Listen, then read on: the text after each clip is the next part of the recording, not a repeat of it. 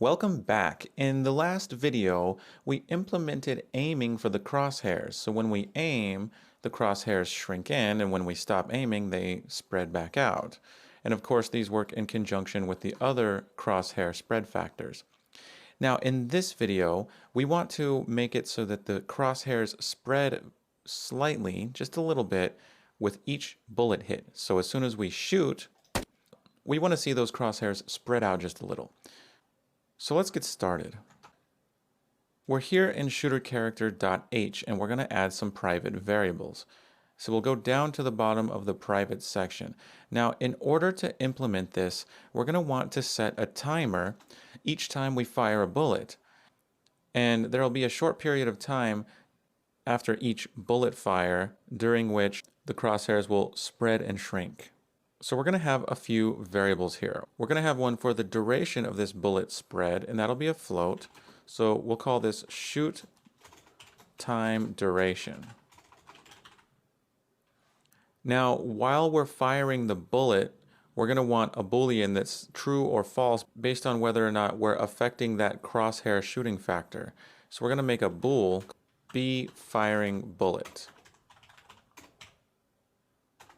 And in order to set a timer, we need a timer handle. So I'm going to make a variable of type fTimerHandle.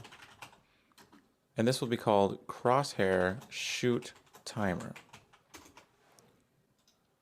Now we can initialize the shoot time duration and be firing bullet in the constructor here. So up here in our member initializer list, we're going to add these two. And I'll start with a comment.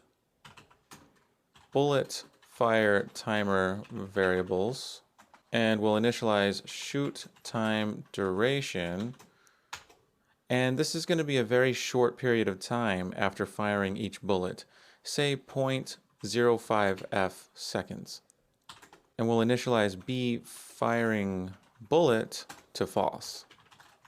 Okay, so back in the H file, every time you start a timer, you need a callback function. That's a function designated to be called when the timer is finished.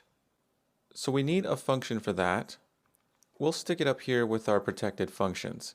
So it'll be a void function, and we'll call it finish crosshair bullet fire. Now, if this is going to be a callback function for an fTimerHandle, it has to be a U function. So we're just going to give it a U function macro.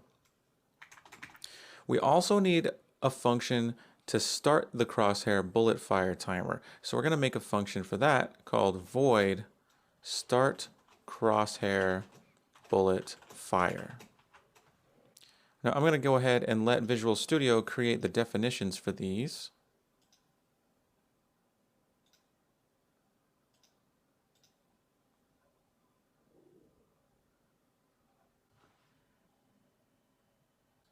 And now we can go and define these. Now in start crosshair bullet fire, the first thing I want to do is set be firing bullet to true. And of course in finish crosshair bullet fire, we'll set it to false.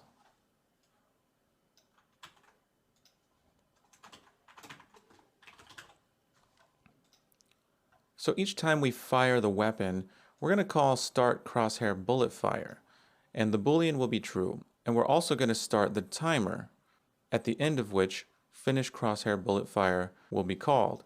So all we're really doing here is making sure this Boolean gets set to true each time we fire a bullet, and 0.05 seconds later it's set back to false. So to set the timer, we need to get the world timer manager. We do that with get world timer manager. This returns an fTimerManager, that's a struct. Now it has a function called setTimer. SetTimer has 6 different function overloads at the time of this video in Engine version 4.26. And the overload that we're going to use takes an fTimerHandle as the first argument. So we're going to say crosshair shoot timer. Now I'm looking at overload 6 of 6, and it takes a user class, and for that we can pass in this. Now the next parameter has a very strange type. I get a lot of students asking me about this type, and a common question is, how did you know you could just pass a function into this? I mean, this parameter type doesn't make any sense at all. Well, take a look at the very end of this. It's f method pointer. Method is the same as a function. It's the function that belongs to a class. Now, a method pointer holds the address of a function. Remember, functions have addresses in memory just like variables do, which means you can take the address of a function. So when you see something that says f method pointer, you know that you can pass in simply an address of a function. And that's what we're going to do. We're going to pass in the address of a function using the address of operator. And the function is going to be a shooter character finish crosshair bullet fire. So that's that parameter. And finally, our next parameter is going to be the rate. This will be the amount of time that will pass before this callback function gets called. And of course, we're going to use shoot time duration. Now, the next parameter has a default value. It's whether or not we want to loop this timer, which we don't. And then the next one, in first delay, that's used when we're looping, which we're not. So we don't need to worry about those two parameters. And I'm going to go ahead and put each parameter on its own line just so we can see everything with my large font. So now we have a function that we can call to start the timer and a function that will be called by the timer at the end of shoot time duration, which was 0.05 seconds, so a very short period of time. So when are we going to call start crosshair bullet fire? We're going to call it in fire weapon. So let's go to fire weapon.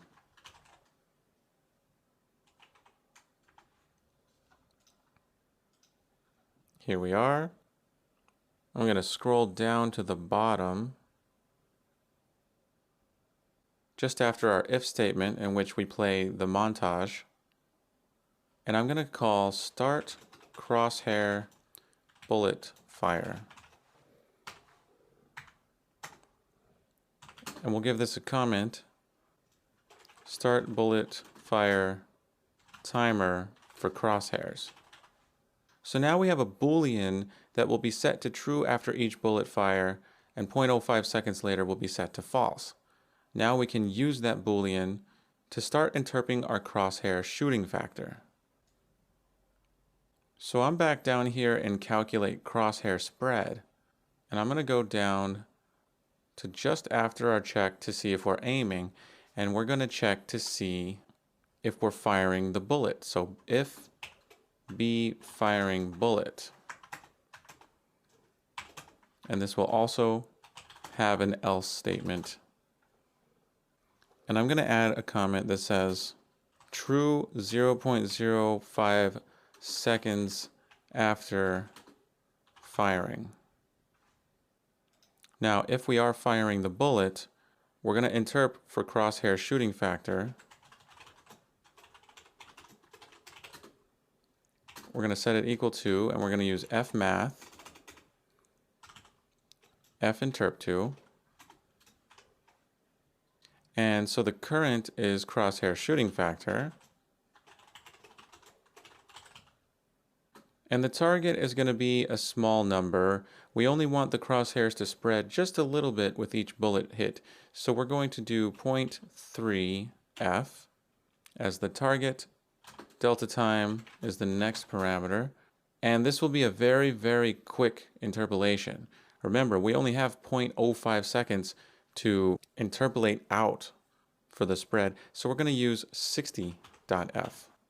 It's going to be a very high interpolation speed.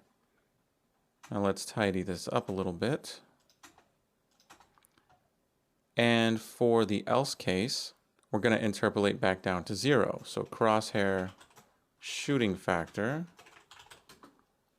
equals fmath, finterp2.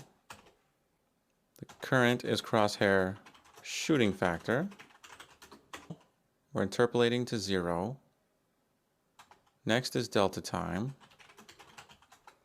And our interp speed is 60.f. It's going to be very fast, just like when we're interping, when we're firing the bullet. So crosshair shooting factor is going to be a small contribution, and it's going to be a very quick spread outward and back in after 0.05 seconds. So we're going to add this to crosshair spread multiplier. So plus crosshair shooting factor. Okay, let's go ahead and compile this and see how it works. And back in the editor, we'll hit play and we'll fire the weapon. And so there we have it. The crosshairs spread ever so slightly for a short period of time and then interpolate right back.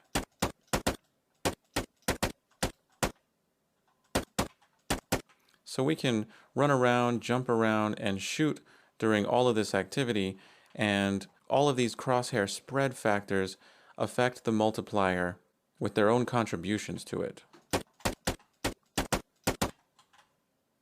Okay, so that concludes this lesson. Now, I would like to point one thing out. If I aim, say up here at the corner of this box, and I right-click to aim the weapon, you'll see that as soon as I aim, I'm no longer aiming at the corner. There's an offset. And if that is something that bothers you, if you would rather not have that offset, then you can go into the HUD blueprint here and notice we took our screen center and used it for our crosshair location, but we subtracted 50 to put the crosshairs up 50 pixels from the center. Now, as long as the crosshairs are not in the center, then zooming in on the field of view is going to change what you're aiming at. But if you don't want that change, you can simply omit this subtraction by 50. So instead of subtracting 50, we'll decide not to subtract 50, which means that crosshair location is simply just the screen center. So really, if you don't want to subtract 50, you don't even need crosshair location. You could just use screen center. So now that we're no longer subtracting 50 from the Y of the screen center, let's go ahead and aim at that top corner and right click, and we're still aiming at the top corner. So if you want the aim destination to be consistent, make sure that your crosshairs are in the actual center of the screen. So that will ensure that we're still aiming at the right spot, but also recall that in our code, we lifted up that initial trace location for our crosshairs by 50 units as well. So if I shoot, if we're really close to the target, you'll see that the bullet impact location is slightly higher than the crosshairs as shown here. See, it's 50 units up. 50 pixels rather. Now if I shoot something far away, so if I move way farther back, you'll see that the effect is more dramatic. So if I'm aiming at just the bottom of this block here, if I fire, the impact location is nearly the middle of the wall, which in screen space is the same amount. It's 50 pixels up, but that means that farther away, the target being hit is way farther off than the aim location. So we actually need to adjust for that as well. So let's go back into code, and you'll see here in get beam end location, we are taking our crosshair location .y and elevating it by 50 units. So we can actually remove that, and we can compile this. So now our crosshair screen location is literally the center of the screen, and that will be where we trace from.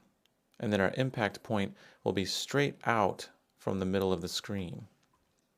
So back here in the editor, if we aim, we'll get a bullet hit exactly where we're aiming, and that doesn't change no matter how far away we are.